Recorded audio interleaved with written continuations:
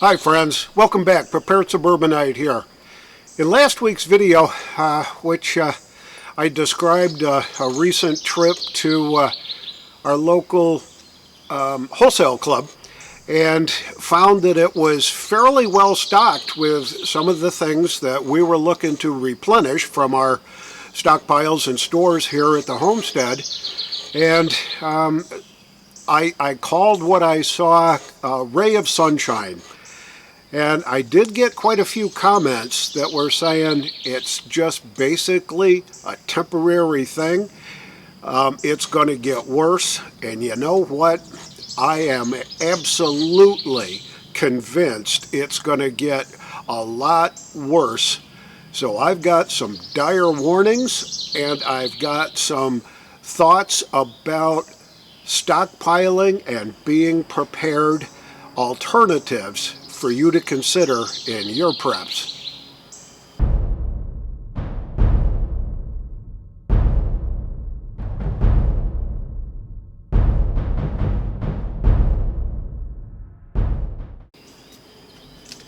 So there was three major categories that I learned a couple of lessons about when we made our trip last week. We also went yesterday to the same wholesale club and found that it was still very well stocked with all the things that we were looking to replenish. There were paper products, there was toilet paper, there was paper towels and napkins and paper plates and meat, lots of different kinds of meat, lots of chicken, there's bacon and beef and all kinds of good stuff. So they were fairly well stocked back up, and I think that's just great. But like I said last week, I think this is just a simple ray of sunshine before the storm comes. And here comes the dire warnings. There is so much political upheaval going on right now, with the political divide really wrenching havoc, wreaking havoc, I guess is the right word, wreaking havoc in our economy and in our communities.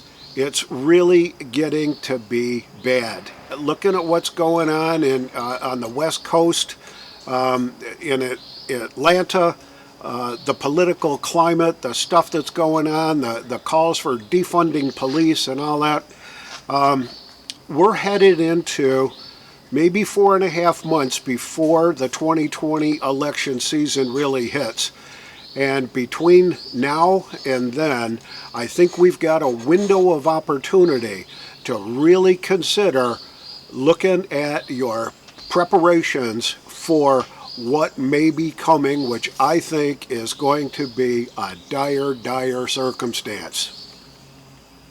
So there was three major things that I stumbled on, I guess, from lessons learned when we went to the wholesale club. Paper products, paper towels, toilet paper, napkins, paper plates, facial tissues, that kind of stuff. And basically they're all convenience items. It's not, when I was a kid, I don't think I ever saw a paper towel. We didn't really have them until maybe I was a teenager and my mom had a couple rolls of paper towels here and there. But we always had paper, toilet paper, that kind of stuff. But here's some alternatives to consider when you begin to run out of the paper products. You can use sponges and dishcloths for the minor little spills and cleanups that you got to do around the sink and on the kitchen counters and stuff like that. You can use them to wash your dishes with when you wash by hand. For toilet paper, you can use anything that's cloth-based. Old diapers are probably a pretty good thing to consider. A bidet, if you're into that kind of stuff, may be an interesting way to consider some alternatives when you run out of toilet paper. Cloth napkins, handkerchiefs. Obviously, you can use regular plates rather than excuse me, paper plates for facial tissues. Well, you got your traditional old handkerchiefs. But what do all those things kind of have in common? You got to wash them. So one of the things that you really need to consider, once you take a look at some of these alternatives, and you may want to invest in sponges and dishcloths and cloth towels and diapers and that kind of stuff, you're going to want an extra supply of soap and a way to wash all those cloth items so that you can keep things clean, keep them rotated out. So even if you've got to do laundry by hand, using a bucket and a plunger kind of a thing that our grandfathers and great-grandfathers and grandmothers used back in the day, you're going to need some soap. So take a look at what you've got, take a look at what you may need, and invest in these kind of cloth items as a backup to the convenience paper items that we're also used to using right now.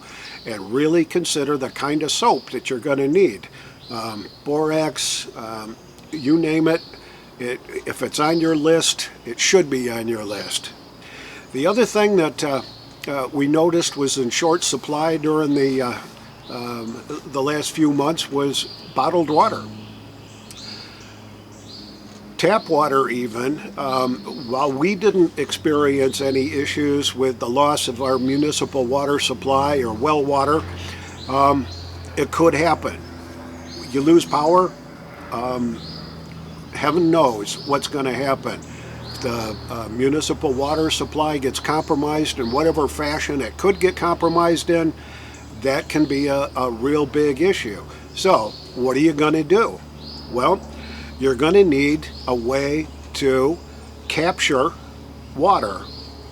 Now, you may have a stream or a pond or a lake or something nearby, but you've got to be able to go get the water and get it back to where you're living. Water is heavy, and it's going to take, you can't just take 2 5-gallon jugs, go down there and if it's a mile or even a half a mile away, and walk back with 2 5-gallon jugs full of water. It's going to be a tough haul. So you're going to need an alternative way to get your water. We use rainwater catchment, and that rainwater serves 2 purposes for us.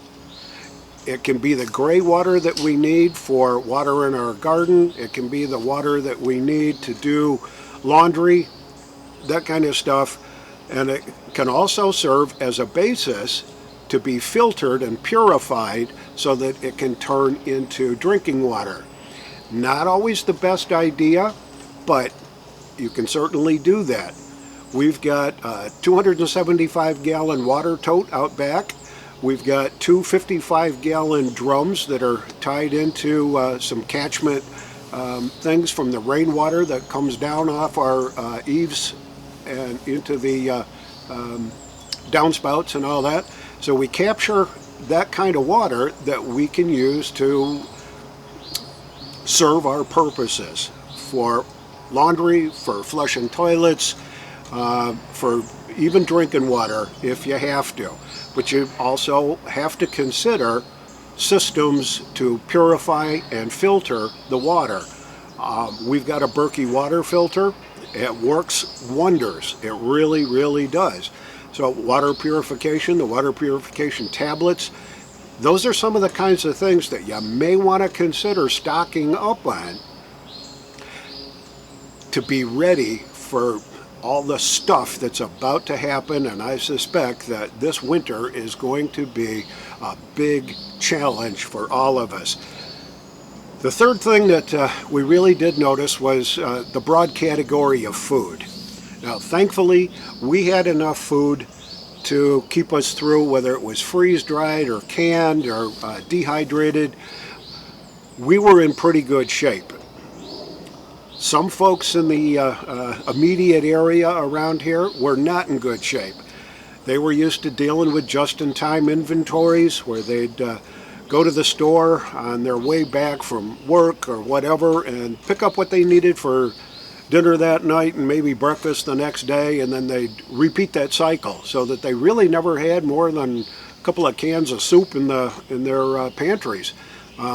You can't be living like that. Just-in-time inventories do not work well if you're trying to be prepared for a long-term SHTF kind of an event. So what can you do? Well, you can stock up on canned goods, dehydrated and freeze-dried type foods. Meat, if you've got a freezer and you've got a way to continuously supply power to that freezer, that's also a great option. You're going to need to learn how to can food. Plant a garden. Raise chickens. Meat chickens for one thing, layers for another, so that you can get eggs and you can get chicken off that. It's really going to be worth a big consideration. Now, there's an investment that you're going to have to make if that's the avenue that you want to follow. You've got to build chicken coops, and you've got to build brooder houses, and you've got to have a way to feed them. It's going to take quite an investment. It's going to take a lot of research. It's going to take a lot of muscle, I guess, and lumber to get yourself ready for that kind of a thing. But if you want a backyard flock, a few chickens that are going to be able to provide you with both meat and eggs, you're going to need to make that kind of an investment, because I suspect that a few months from now, meat's going to be extraordinarily hard to find in the stores, if the stores are even open, and eggs are going to be quite the commodity. You're going to need to learn how to bake. You're going to need to learn how to use the flour and the yeast to bake bread, and whatever you need to be baking and whatever you need to be investing in. You got to develop some of those skills. There was a recent survey that went around the local neighborhood Facebook equivalent here called Nextdoor, where they did a survey, and over 62%, maybe close to 65% of the people that responded to the survey, I don't think it was all that scientific, but 62 to 65% decided that, responded that they don't bake, and that they're going to leave the baking to professional bakers and buy loaves of bread and cakes or whatever from the store. There was only about 20 or 25% that actually said, we bake on a regular basis. The other folks said, well, we're willing to learn. Well, you need to know how to bake. It's not all that difficult, and there are, as long as you've got a gas stove or an electric stove, you can bake. But you can also use alternatives, sun stoves, propane stoves, your outdoor barbecue. We've baked bread in our outdoor barbecue that's propane fueled, and it works. You just got to get the temperature right. So those are some of the kinds of things that you may need to consider as alternatives when the food supply is compromised, depending on what's going to happen in the future. You may want to consider hunting. Some folks are just against hunting, or trapping, but you can harvest some meat. Now, in an area that I live in, it's going to be very, very difficult to actually go deer hunting, because the houses are very close together. You can't really shoot a rifle here the way the ordinances are set up now. You can't really shoot them. But I suspect that if we end up in a world without the rule of law, that you're going to have a very short window of opportunity to go harvest the local deer population and the local small game population before it gets totally wiped out from everybody doing the same thing. But then you're going to need to know how to skin it, how to butcher it, how to cut it up, how to package it, how to keep it, how to smoke it. Whatever you're going to do, you're going to need to develop those skills. So skill development, I think, is going to be extraordinarily helpful. Husbandry skills, if you're going to raise chickens, if you're going to raise goats or whatever, you're going to need animal husbandry skills. You're going to need to know how to feed them and what to feed them and when to feed them, how to keep them safe and how to keep them secure. So there's another skill that you can invest your prepping time in, is to learn those skills. Do the research and develop those skills. It's going to be very important because I see a dire circumstance coming. I really think that the big S is going to hit the fan real soon. Other things that come into play, fuel. Gasoline or diesel, if you've got implements that you rely on gasoline and diesel fuel and oil to run, small tractors, side-by-sides, you name it, you're going to want to make sure that you've got enough fuel reservoirs set aside that you can run those when you need to run them. So invest in a couple of extra gas cans, a couple of extra diesel cans, extra oil. Make sure you've got a couple of cases of good oil that you can use to keep all your equipment in top-notch shape so that you can use it when you need it. Firewood. We live in a wooded area. There's lots of firewood around here. There's maples, there's oaks, there's a lot of good trees that you can use to burn if you harvest them now and let them age and let them cure and let them dry out. You can use it for firewood in your fireplace, in your fire pits. You can use it to cook on, that kind of stuff. But you're going to need to invest in a way to harvest it, split it, and store it and let it age before you really start using it. So you might need a chainsaw, and you might need a shed to keep it covered in, or a few extra tarps to cover the split wood so that it can dry properly so that you can actually use it. Green wood doesn't burn very well. So a couple of alternatives there to consider as you look at what your inventories are and what you may need for the future.